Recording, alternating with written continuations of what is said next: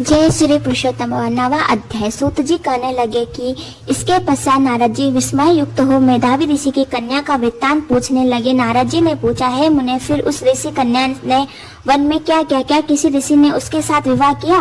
नारद जी कहने लगे, इस कन्या ने दुख के साथ अपने पिता का स्मरण करते हुए वहां आश्रम में रहकर कुछ काल व्यतीत किया।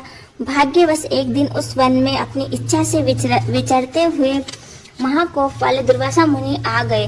दुर्वासा मुनि को आता देखकर शोक सागर में डूबी हुई उस कुमारी ने उठकर धीरज धारण करके मुनि के चरणों में नमस्कार किया।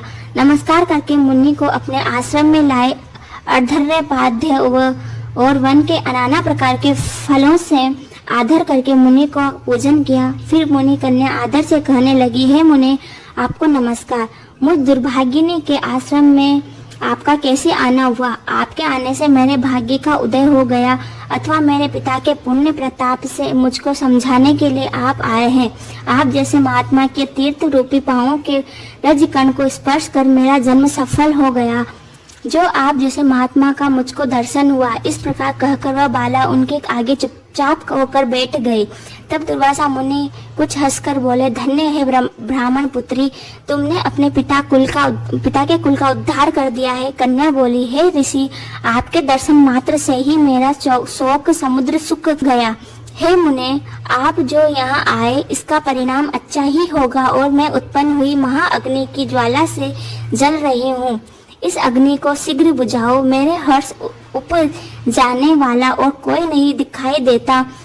मुझको धैर्य देने वाली न तो मेरी माता है, न मेरे पिता, न भाई।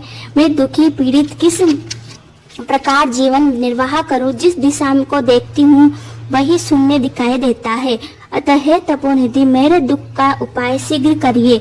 ऐसा कह के वह बाला उनके आगे बैठ गई। दुर्वासा मुनि उसके उपाय के वास्ते सोचने लगे। श्री नारायण कहने लगे, हे नारद, इस प्रकार मुनि कन्या के वचनों को सुनकर मुनिराज विचार कर अत्यंत कृपा से इस बाला को देखकर कुछ हितकर वचन बोले। यहीं पर नवाध्याय समाप्त होता है। जय श्री पुरुषोत्तम भगवान की।